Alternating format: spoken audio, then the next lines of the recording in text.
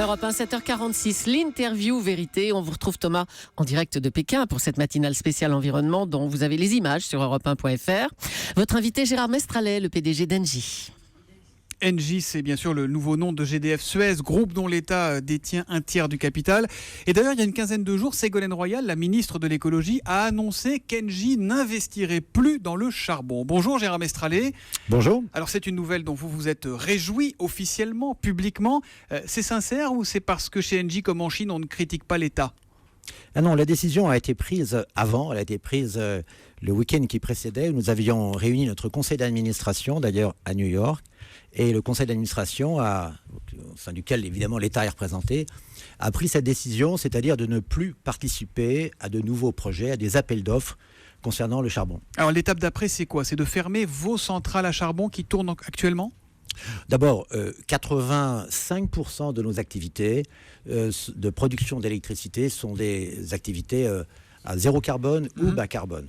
Donc le chiffre de 15%. 15%, pardon, ouais. Et le chiffre de 15% va donc aller en se réduisant au fil du temps. Il y a une volonté, ça va se faire naturellement ou vous allez accélérer le processus ? Vous avez 30 centrales à charbon qui rejettent 81 millions de tonnes de CO2 par an.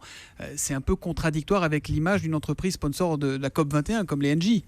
Donc vous savez, nous avons 15% de centrales charbon dans notre parc. Dans le monde entier, c'est 40%. Dans les pays émergents, c'est 50%. Et dans des pays comme la Chine, c'est plus de 60.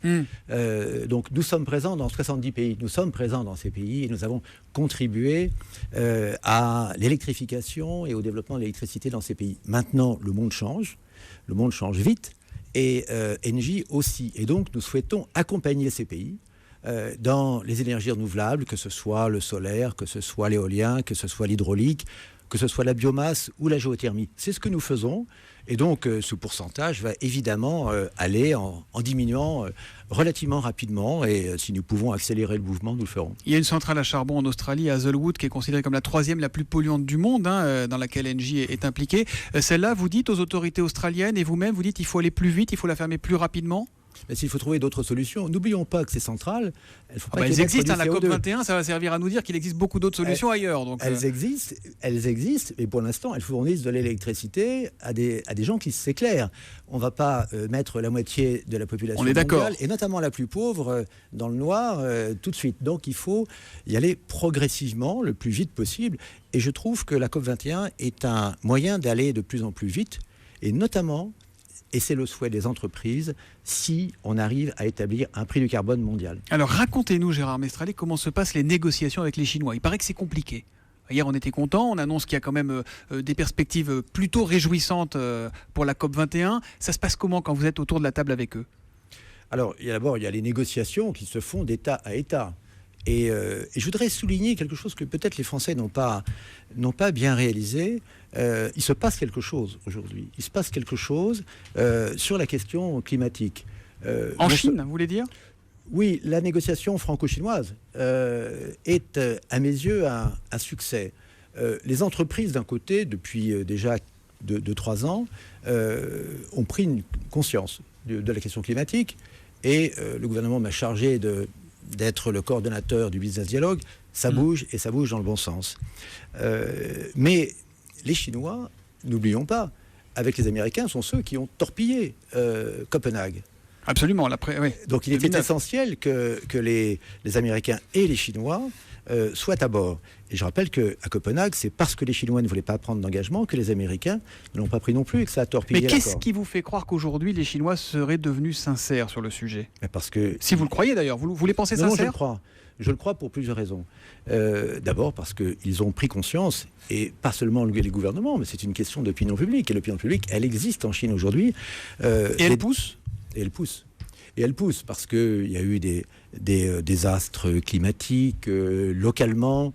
Vous voyez ici la pollution. Et pourtant, aujourd'hui, il fait beau à Pékin. On est à plus de 300 sur l'indice de pollution. Pour donner, on le disait tout à l'heure à 6h45, à Paris, c'est vers 60 qu'on se pose la question de la circulation alternée. Là, on est à plus de 300. Et donc, les Chinois ont pris conscience de cela. Prenez le cas de Pékin, une ville avec laquelle Engie coopère. Nous avons encore signé un accord hier avec Beijing Enterprise. Les Chinois ont décidé ici, à Pékin, de supprimer tous les équipements qui fonctionnent au charbon. Et c'est parti. Et donc, ils veulent passer du charbon au gaz, parce que le gaz, lui, n'émet aucune particule. Or, vous savez que la pollution des villes, c'est pas dû au CO2, c'est dû aux particules. Et le gaz émet 0 particule. Et donc, le basculement du charbon au gaz est la façon la plus rapide pour toute la Chine de dépolluer les villes. Gérard Mestrallet, vous êtes un citoyen concerné par ces problématiques environnementales. Je voudrais m'adresser au patron. Est-ce qu'aujourd'hui et demain et dans les années qui viennent, faire de la croissance verte sera plus rentable? Est-ce que c'est là-dessus qu'il faut investir? Parce que est-ce que c'est ça qui va payer? Oui, la croissance verte est une croissance rentable. Et non seulement elle est rentable, mais à mes yeux, elle est créatrice d'emplois. Nous le constatons chez nous. Engie a fait le constat que le monde de l'énergie change. On passe d'un ancien monde d'énergie centralisée à un nouveau monde d'énergie décentralisée, décarbonée, digitalisée, et dans lequel l'efficacité énergétique va être au cœur. Et oui, l'efficacité énergétique, la transition énergétique, c'est un bon business aujourd'hui et pour demain. C'est un bon business et ça crée de l'emploi parce qu'il y a beaucoup de services. La production centralisée, c'était des usines presque automatiques, avec très peu d'emplois. L'énergie décentralisée, l'efficacité énergétique, c'est les services d'efficacité énergétique. Nous avons 100 000 personnes dans le groupe, 100 000 personnes totalement dédiées à l'efficacité énergétique. Je voudrais aborder un dernier point avec vous. Vous allez passer la main à une femme, Isabelle Kocher, à la tête d'Engie l'année prochaine. Vous avez des interlocutrices ici ou il n'y a que des interlocuteurs? Non, il y a des interlocutrices. La patronne de Beijing Gaz, ici même à Pékin, s'appelle Claire. C'est une femme, et c'est une femme qui avait été formée en France, chez Gaz de France, dans le passé, qui maintenant est revenue, a monté tous les échelons, et sera l'interlocutrice d'Isabelle Kocher. Merci beaucoup Gérard Mestrallet. Il paraît qu'à chaque fois qu'il y a un accord, qu'il y a une cérémonie, il y a des toasts toutes les 10 minutes, c'est vrai ça ou pas? C'est pas trop compliqué pour...